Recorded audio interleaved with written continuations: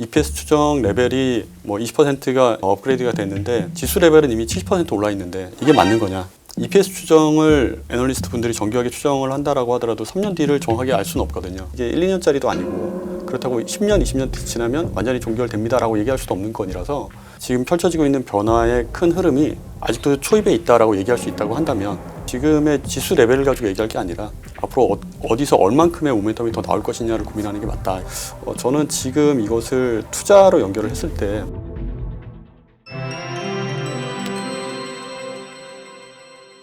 한국 증시가 신나게 올라왔습니다. 네. 이게 이제 계속 구조적으로 좋은 거냐 아니면 잠깐 오른 거냐 어느 쪽이십니까?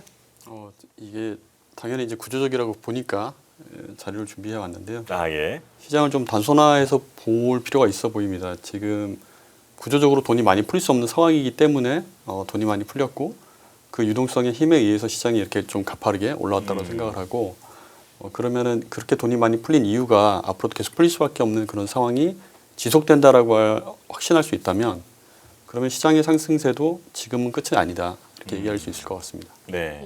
근데 이 상승세에 대해서 자꾸 걱정을 하는 게 방금 말씀해주신 내용들에 대해서 투자자분들도 많이 들었고 또 이해도 하고 있습니다만 이렇게 많이 올랐는데 이 숫자를 봤는데도 계속 간단 말이야? 이런 생각이 드는 거거든요. 앞으로도 여력이 많이 남았다고 보십니까? 이게 이제 추세를 보는 것도 좋고 밸류에이션의 멀티플을 상대 비교하는 것도 좋은데 제가 말씀드리고자 하는 요지는 구조 자체가 깨지냐 안 깨지냐 그 다음에 지수를 얘기를 할 때 그러면 어디까지 갈 것인가라고 했을 때 뒤집어서 얘기를 하면 돈이 그렇게 많이 풀렸다고 하는데 더 많이 풀린다고 하는데 어디까지 풀릴 수 있을 것 같냐 어디까지 풀려야만 하느냐 그거에 대한 그 답을 구해보면 이게 단순하게 EPS 추정을 아무리 이제 애널리스트 분들이 정교하게 추정을 한다라고 하더라도 3년 뒤를 정확하게 알 수는 없거든요. 네. 그래서 저희가 지금의 멀티플을 가지고 지금 지수가 많이 올라왔으니 앞으로의 한계는 어디까지다라고 보여진다. 예를 들어서 EPS 추정 레벨이 뭐 20%가 업그레이드가 됐는데 지수 레벨은 이미 70% 올라 있는데 이게 맞는 거냐? 뒤집어서 얘기하면은 빠질 때는 EPS 추정 하향이 10%밖에 안 됐는데 지수가 막 30%씩 깨집니다. 그런 일들이 있을 거를 이제 뒤집어서 얘기하면 제 생각에 앞과 뒤의 선후 차이에 의해서 모멘텀의 크기는 달라질 수 있겠으나 선반영이니까 그러나 이제 절대적인 크기와 구조 자체를 방향성 자체를 보는 게 더 맞다라고 생각을 하고 지금 지수가 연말까지 뭐 5천을 간다 이런 말씀을 드리고 싶은 건 아닙니다. 네. 그러나 지금 시장을 이기는 종목이 없다라고 이제 저는 상식적인 선에서 말씀을 드리고 싶은데 시장 자체가 끝까지 갈 수 있는 힘이 아직도 여력이 많이 남아 있다. 지금 펼쳐지고 있는 변화의 큰 흐름이 아직도 초입에 있다라고 얘기할 수 있다고 한다면 그러면 이제 지금의 지수 레벨을 가지고 얘기할 게 아니라 앞으로 어디서 얼만큼의 모멘텀이 더 나올 것이냐를 고민하는 게 맞다 그런 생각을 하고 있습니다. 그렇다면 지금 돈이 풀리는 상황이다. 그리고 돈이 계속 풀릴 수밖에 없기 때문에 유동성이 제일 큰 동력이라고 해주셨던 것 같아요. 네네네. 물론 EPS 올라가는 것도 있지만 결국 유동성이 핵심이라는 건데 돈은 대체 얼마나 풀려 있고 왜 계속 더 풀릴 거라고 보십니까? 일단 뭐 장표로 보면서 말씀드리는 게 좋을 것 같은데요. 네. 기본적으로 지금 그 미국만 보더라도 M2가 코로나 고점 2024년 3월부터 이제 금리 인상을 했는데 4월에 이제 M2 고점이 나왔었습니다. 그때가 이제 21.7조였는데 지금 벌써 9월 기준으로 22.2조입니다. 이게 벌써 4월 달에 넘어서 있는 상태였고요. 저희가 4월이면은 기억하시겠지만 트럼프 대통령이 관세로 굉장히 이제 전 세계에 대해서 전쟁을 선포하는 그 시점이었고 그 시점 이후로 이미 그 전부터 돈이 계속 풀리고 있던 상황이고 그 이후로도 계속 풀리고 있는 상황인데 이거는 이제 어떤 정책 변수에 대한 얘기를 하기보다는 경제 구조가 이미 트럼프 대통령이 당선되기 이전부터 큰 흐름이 변화가 있었다라고 이제 보는 게 맞는 것 같습니다. 그래서 절대 레벨도 그러하지만 이 증가되는 속도를 본다면 M2 증가율의 지금 먼슬리 데이터를 YOY로 비교한 건데 미국의 M2 증가율이 지금 현재 거의 5%에 육박해 있습니다. 네. 네, 그리고 이게 점점 가팔라지고 있다라고 저희는 이제 보고 있는 건데 이게 그러면 왜 그러느냐라고 한다면 기본적으로 이게 그럼 미국만 그러냐 이걸 또 같이 생각을 해봐야 될 것 같은데 글로벌 유동성 자체가 미국뿐 아니라 이미 그 코로나 고점은 전 세계 유동성이 선진국 중심으로 해서 이미 다 넘어가 있습니다. M2 증가율과 그리고 M2의 절대 레벨 자체가 저희는 이걸 이제 AI로 많이들 설명을 하시는 거지 않습니까? 네. 저도 당연히 이제 그렇게 생각을 하고 있습니다. 아니 근데 유럽도 좀 긴축을 한다고 했었고 금리 인상도 있었고 그리고 지금 코로나 때 전 좀 첫 번째 장표가 좀 충격적인데요. 코로나 때 돈이 저렇게 많이 풀려서 모든 것에 버블이 왔다고 했고 그리고 그 이후에 물가가 급등하지 않았습니까? 그렇죠. 그런데 지금 돈을 이렇게 풀면 물가는 상관없는 건가요? 이건 이제 뒤에 이제 좀 장표를 다시 보고 말씀드리고 싶은데 네. 물가도 굉장히 중요한 요인 중에 하나입니다. 지금 과거에 미국이 잠시만요, 장표를 좀 제가 그냥 질문을 뛰어넘어서 해서 좀 당황스러우셨나 본데 자료를 많이 준비해 오셔가지고 네네. 네. 미국이 이제 지금 GDP 대비 그 부채 비율이 120% 정도 됩니다. 125 고점 찍고 지금 내려와서 이 정도인데 과거에도 2차 세계대전 직후에 이제 120% 간 적이 있고요. 그게 35년 동안 이제 30%까지 줄어들 때 어떤 일이 있었냐면 기본적으로 그 부채를 갚진 않았습니다. 여기 이제 오렌지 컬러는 부채가 늘어나는 속도 YY 증가율이고 그리고 이제 파란색이 명목 GDP 성장률인데 보시면은 그 2차 세계대전 직후부터 80년까지는 명목 GDP 성장률이 부채 증가율보다 높았습니다. 뒤집어서 얘기하면 분모가 더 빨리 커지면 부채 비율이 증가하는 속도보다 분모만 GDP 성장만 명확히 된다고 한다면 나라 경제가 부담할 수 있는 감당할 수 있는 여력이 된다라고 이제 볼 수가 있는 것이고 네. 그래서 지금 저희가 이제 그 돈이 많이 풀려서 부담이 돼 이자 비용이나 이런 거에 대한 부담을 걱정하지만 물가도 이걸 이제 분해를 해보면 실질 경제 성장만 해서 그걸 GDP 명목 성장률이 끌어올렸냐라고 하면 그렇진 않고 대표적으로 이제 1, 2차 오일 쇼크가 있었던 73, 74 그리고 78, 80 그때 보시면 연평균 실질 GDP 성장률은 2% 초중반이었고 그때 물가 상승률이 8%에 달하면서 명목 GDP 성장률이 두 자릿수를 찍었습니다. 네. 그러면서 이제 이때도 오히려 경제 자체는 어려움을 겪었지만 그럼에도 불구하고 GDP 대비 부채 비율은 오히려 내려오는 그런 그림을 확인했는데 이거는 이제 두 가지를 모두 중요하게 컨트롤할 의지가 있다면 미국이 실제 그렇게 하고 있다면 이러한 부담과 증가율은 유지될 수 있다. 구조적으로 그럴 수 있다라고 이제 말할 수 있지 않겠느냐. 저는 이제 그런 생각을 좀 가지고 있습니다. 그래서 물가도 네. 적당한 선에서 경제가 선순환하는 실질 증가율 범위 내에서 물가가 안정화된다고 한다면 그 물가 상승이 꼭 제로 또는 2% 언더로 가야 되는 것만이 좋은 건 아니다. 그렇게 생각을 하고 있습니다. 네. 그러면 이제 지금 유동성이 이렇게 풀리고 있는 배경에 AI가 있다라고 해주셨는데요. 네. 준비해 오신 장표를 가지고 순차적으로 설명을 해주시는 편이 좋을 네. 것 같습니다. 네. 제가 중간에 질문을 드렸더니 장표를 확 넘어가야 돼서 네. 장표를 감사합니다. 중심으로 설명을 해주시면 좋을 것 같아요. 네. 네. 그러면은 이제 돈이 많이 풀렸는데 이 주체와 이유와 그리고 여력 이 세 가지로 좀 나눠서 본다면 돈을 누가 풀고 있는가 보면 민간하고 정부가 다 같이 풀고 있습니다. 이 장표 왼쪽에 보시면은 지금 전 세계 민간 및 정부에 대한 신용 공여 잔액 그래서 GDP 대비 이제 비율을 비교를 해놨는데 보시면은 오렌지 컬러나 파란색이나 다 같이 이제 우상향하고 있음을 코로나 그 직전 수준으로 다 지금 고점을 갱신하는 상황에 있다. 네. 민간과 정부가 다 같이 그러고 있다라고 알 수가 있고 또 한 가지는 이렇게 그 정부가 민간과 함께 돈을 많이 풀 때는 신용 창출이 이루어지기 때문에 이자에 대한 부담이 높으니 22년도 이후에 급격하게 23년까지 올렸던 금리를 모든 나라 정부들이 대체로 다 낮추고 있는 상황이 있습니다. 그래서 돈이 풀리는 속도는 점점 빨라질 수가 있고 충분히 그런 상황이다. 이렇게 좀 보여지고 그리고 그럼 민간과 정부는 이제 의심할 여지가 없는데 민간이 누구냐라고 하면 명확하게 얘기하면 이제 M7, 황야의 7인에 비유한 이 7개의 대기업들을 얘기를 하는데 이 빅테크 기업들을 중심으로 돈이 지금 풀리고 있는 게 맞고 그리고 빅테크가 돈을 왜 푸냐라고 그 이유를 좀 물어보면 언제까지 풀 거냐, 어디까지 풀 수 있느냐 이걸 이제 가늠할 수 있을 것 같은데 당연히 돈을 많이 벌기 때문입니다. 지금 최근에 백셋에서 이제 어닝 인사이트 자료를 보면 지난주에 나온 자료에 보면 지금 그 매출이 증가하는 속도 내년도에 대한 전망치를 보면 S&P 500 전체 평균 대비해서 그보다 더 많이 벌 것으로 상승률이 증가율이 높을 걸로 기대되는 업종이 IT 테크하고 IT 테크한테 발주를 내주는 커뮤니케이션 서비스 섹터입니다. 네. 그러니까 결국 빅테크가 도는 그 돈을 푸는 거는 돈이 되기 때문이다라고 얘기할 수가 있을 것 같고. 그러니까 빅테크가 돈을 푼다라는 의미는 빅테크들이 투자를 많이 한다. 그렇죠. 자기가 캐펙스를 번 확대한다. 돈을 네네네. 다시 네네네. 넣는다 시장에. 맞습니다. 이 말씀이신 거죠. 네네. 네. 말씀하신 그 내용이 요 다음 장편인데 네. 이게 이제 빅테크 주요 기업들의 이제 캐펙스 추이를 이제 보여주는 건데 22년도 이제 10월달에 챗GPT 서비스 되고 나서 23년도 4분기 때부터 AI 에이전트 서비스에 대한 대중의 이제 관심이 쏠렸었고 그리고 이제 24년부터는 본격적인 AI 관련 투자가 이제 이루어지기 시작했는데 이게 이제 메리 미커라고 하는 인터넷 여왕이 6년 만에 낸 레포트의 이제 핵심 장표라고 저는 이걸 가져왔는데 여기 그 박스 멘트를 보면 데이터 볼륨이 늘어나면 늘어날수록 캐펙스가 늘어나는 것은 당연한 귀결이다. 하이퍼 스케일의 데이터 센터는 물론이거니와 네트워크 인프라에 대한 투자도 있어야 되고 그리고 이제 컴퓨터 이제 파워, 컴퓨팅 파워 용량과 함께 당연히 그 뒤에 있는 에너지에 대한 투자도 있어야 되는 네, 그 얘기를 그렇죠. 하는 것입니다. 네. 그러면 이제 지금 최근에 AI 버블 논란이 있지 않습니까? 네네네네.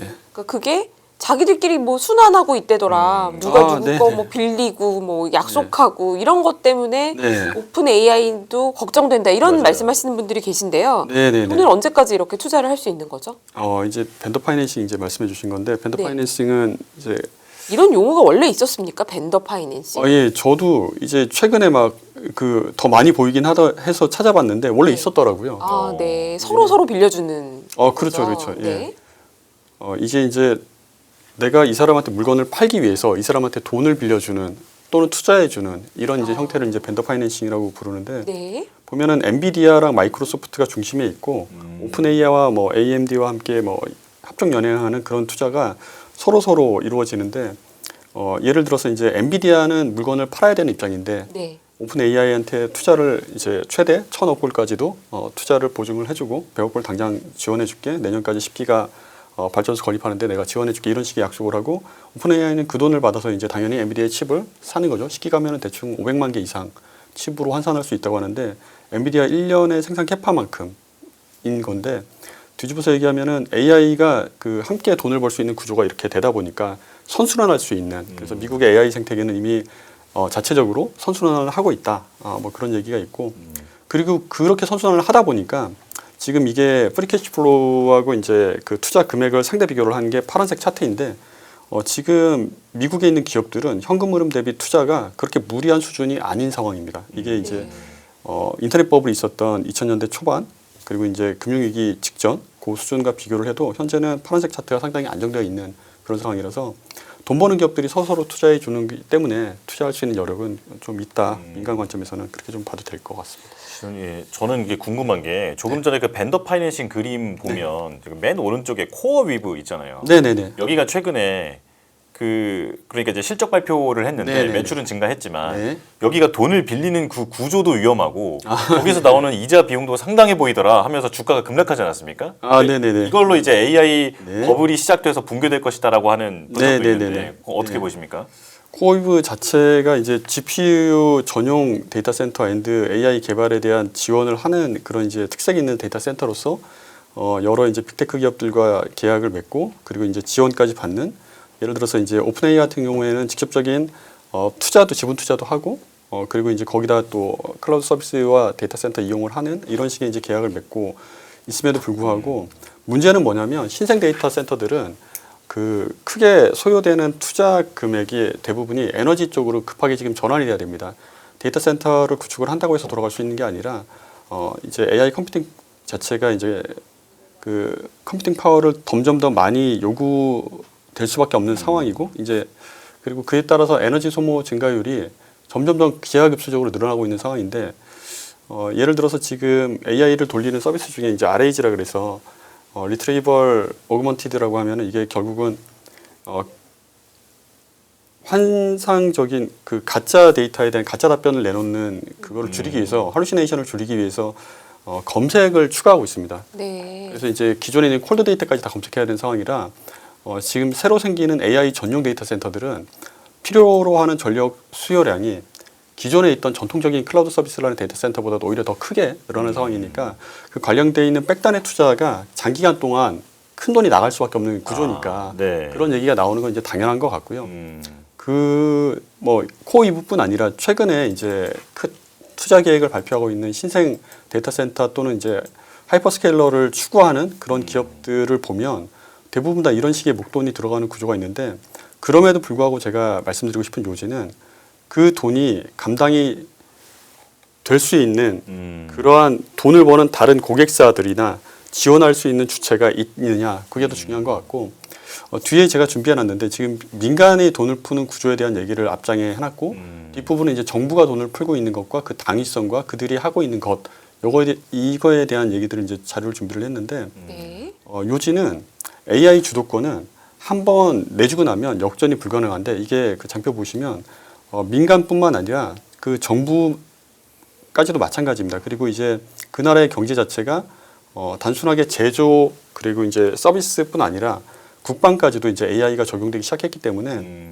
이게 이제 헤게모니 싸움으로 갔다라는 거죠 결국은. 그래서 다시는 백도도 안 되고 이게 이제 차트가 보여주는 의미가 뭐냐면 아무리 그 고도화된 알고리즘을 쓰고자 하더라도 충분한 데이터로 충분한 학습을 하지 않으면 맨 아래 빨간색은 굉장히 좀 낮은 사양의 로우 퍼포먼스 이제 모델이고 그래서 데이터의 학습을 충분히 하지 않아도 아주 많이 하지 않더라도 본인의 그 퍼포먼스를 다 낼 수가 있는데 맨 위에 있는 뭐 딥 뉴럴 네트워크라고 되어 있는 이런 고도화된 알고리즘을 쓰겠다라고 하면 이런 방식으로 구현을 하겠다고 한다면 충분한 데이터의 양을 가지고 충분한 학습을 하지 않으면 아예 그 알고리즘 자체는 그보다 훨씬 더 낮은 레벨의 AI보다도 더 좋은 성능을 낼 수가 없는 그런 상황인데 그렇다고 한다면 이거는 결국 더 큰 데이터를 더 빠르게 빨리 학습시킬 수 있는 첨단 반도체에 대한 니즈가 큰 것이고 앞서서 이걸 한번 주도권을 잡고 나면 계속 더 많은 데이터로 더 고도화된 모델을 적용해서 성능을 앞서 나갈 것이고 그 돈으로 더 많은 칩들을 더 최첨단 칩들을 확보하게 될 건데 그 극명한 사례가 작년에 이제 H100이 엔비디아의 최신 칩이었고 그걸로 이루어진 데이터 센터가 전 세계에 9개가 지어졌는데 네. 미국에만 8개가 지었고 유럽에 한 군데가 지어졌고 그 외에 다른 나라들은 H100 데이터 센터가 한 개도 없었습니다. 그런 걸 감안을 한다면 지금 중국이 너무너무 그 뒤에 이제 또 장표 준비한 게 있습니다만 네. 이게 이제 코어이브의 그러한 취약한 구조 이 기업은 돈을 못 버는 것 같은데 앞으로 돈이 더 많이 나가야 돼. 근데 이 기업이 네. 과연 영속할 수 있겠습니까? AI가 정말 이 밸류체인이 지속적으로 더 발전해서 여기에 돈이 계속 쏟아부어질 수 있겠습니까? 이런 얘기를 한다고 한다면 아까 제가 프리캐시 플로우 대비해서 캐펙스에 대한 비율 차트를 보여드린 이유가 지금은 돈을 그 코어이브에 투자하는 기업들, 코어이브의 고객사들이 코어이브의 서비스에 충분히 만족한다고 한다면 그 기업이 더 영속할 수 있도록 더 투자를 해주고 더 지원을 해줄 가능성이 높다라고 저는 이제 생각을 하는 거고요. 왜냐하면 이제 AI라고 하는 게 그 코어이브를 썼을 때 그 데이터 센터를 사용한다는 것만으로도 AI를 그 고도화시키기 위해서 거기를 쓰는 걸 텐데 다른 데이터 센터를 쓰지 않고 거기를 쓴다는 거는 그만한 이제 부가가치를 본인들이 만들어낼 수 있고 돈을 벌 수 있다라는 그런 이제 구조가 지금 현재 미국 내의 AI 생태계 내는 어느 정도 이제 되어 있기 때문에 이러한 이제 밴드 파이낸싱도 굉장히 활성화되고 있다. 뭐 그렇게 좀 생각을 하고 있습니다. 예. 그러면요, 지금 갈수록 성능이 좋은 칩들이 나오지 않습니까?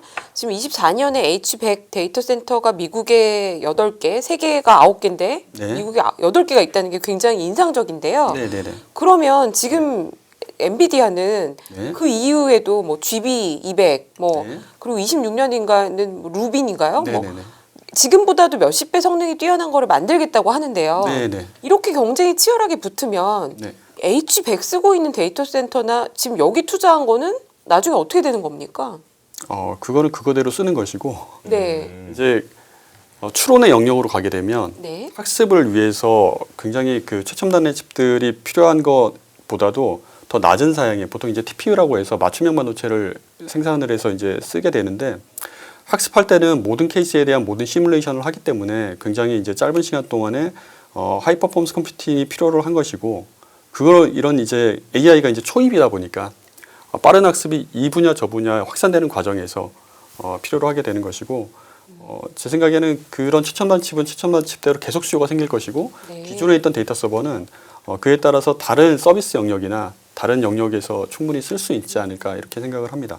그러면요. 지금 중국 같은 경우에는 H100이 들어가지도 못했는데 네. 딥식이 나와서 우리를 놀라게 하지 않았습니까? 네네네. 그러면 중국은 어떻게 하고 있는 건가요? 딥식을 할 때 H백을 안 썼다라고는 얘기할 수 없을 것 같고요. 아. 네. 그래서 이번에 이제 9월 29일 날 미국에서 이제 발표했던 내용도 저희 이제 추석 연휴 들어가기 직전이었을 텐데 그 중국이 말레이시아를 통해서 주로 그 첨단 반도체를 수입해 왔다라고 하는 의혹이 있었습니다.